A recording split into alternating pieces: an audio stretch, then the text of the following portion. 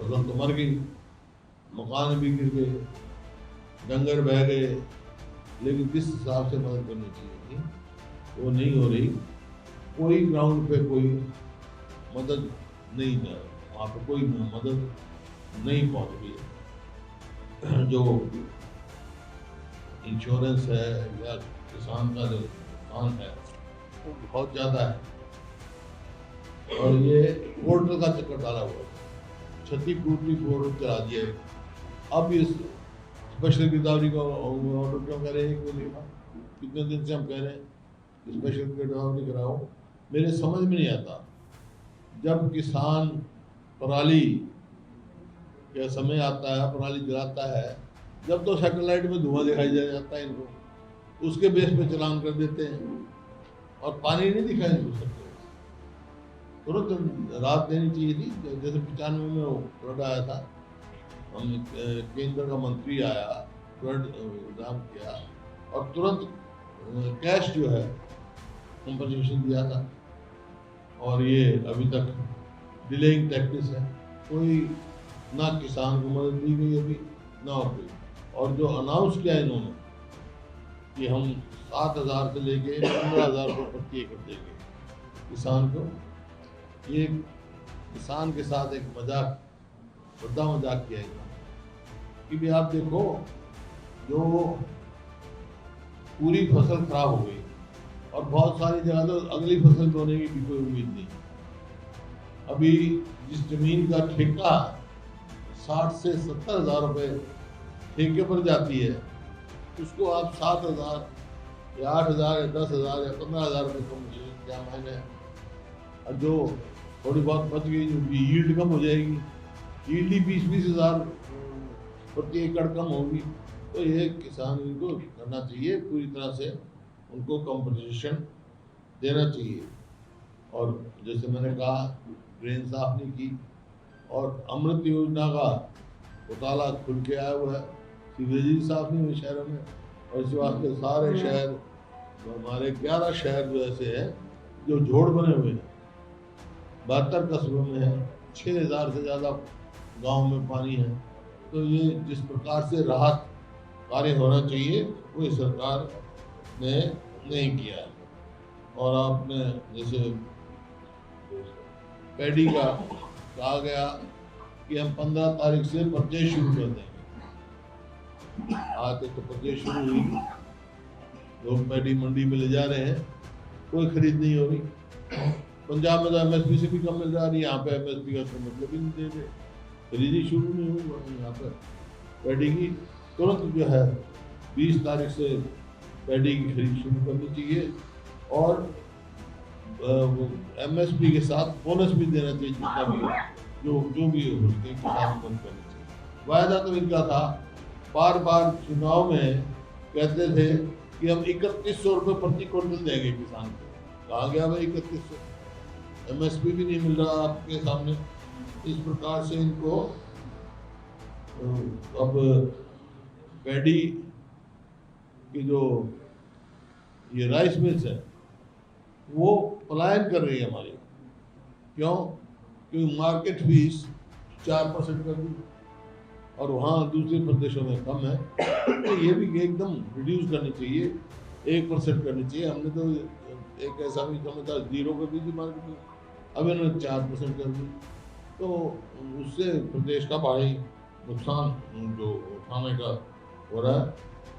अब वोट चोरी भी का जो है, यहाँ के इलेक्शन कमीशन का स्टेटमेंट आया था, तो राहुल जी ने कहा, हरियाणा का नाम दिया कि राहुल गांधी एफिडेविट दें। तो मैंने उस समय कहा था भाई राहुल गांधी जो एफिडेविट दे, पहले हरियाणा का इलेक्शन कमीशन एफिडेविट दे। हमारे यहाँ ना तो डुप्लीकेट बनी हुई है, ना और कोई वोट बनी हुई है, और कई तरीके इनके वोट चोरी के। अब इलेक्शन से पहले जो राशन कार्ड है, BPL का राशन कार्ड 52 लाख हो गए, मतलब 12-13 लाख हो गए पहले, मतलब 4 गुना ज़्यादा बढ़ा दिया। और 80% परिवार हरियाणा के BPL करा कर दिए। 2 करोड़ 13 लाख जो है आदमी उनको दिया, अब घटा रहे हैं। अब क्यों काट रहे हैं भाई?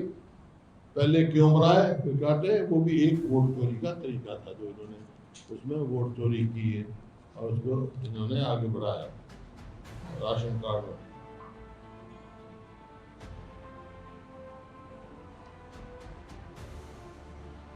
तो मेरा तो यही था भाई, जो सरकार को करना चाहिए तुरंत कदम उठाना चाहिए, पूरा कंपनसेशन दे, कम से कम नहीं तो धान का जो फसल का कंपनसेशन है 60 से 70 हज़ार प्रति एकड़ मिलना चाहिए, और गन्ने का 500 रुपये क्विंटल भाव लगाना चाहिए। गन्ना भी खराब हो गया बहुत सारा, गन्ना की जड़ से खत्म हो गई।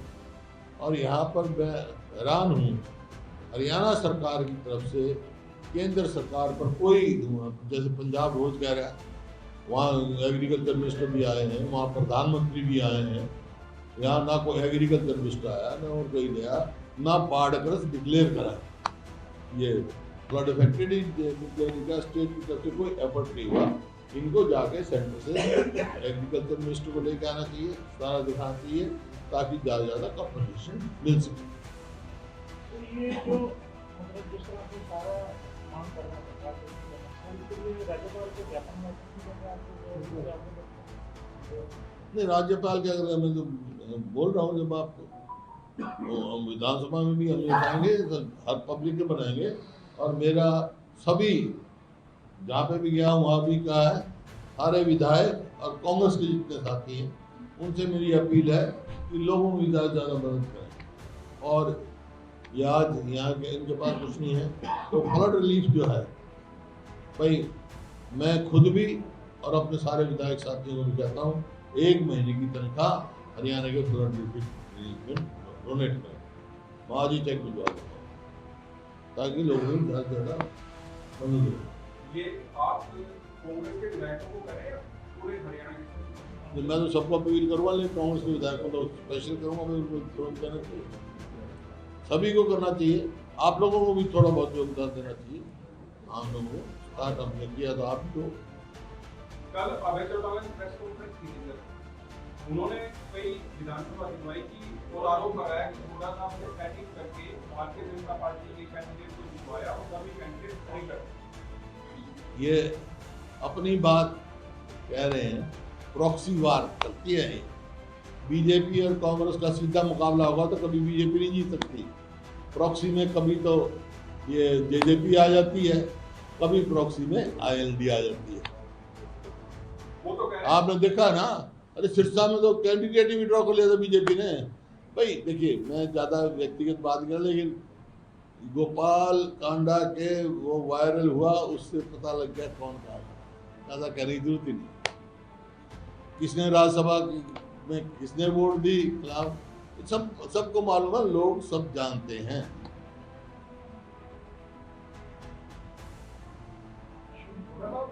कभी कह देंगे अब भाई सिटिंग एमएलए हो, अरे सिटिंग एमएलए हो, आपने दिल्ली में नहीं देखा, केजरीवाल जी ने 27 सिटिंग एमएलए में टिकट काटी थी, 4 जीते। अरे क्यों? क्योंकि जिनकी टिकट कटी वो बीजेपी ने खड़े कर दिए। तो है मतलब ये चौटाला ये दिन का तो ये सोचती ये भी ना है, लेकिन हमारे 50% जीतते हैं, वरिष्ठ आदमी को टिकट काटना कोई मतलब थोड़ा था। वो तो कह रहे हैं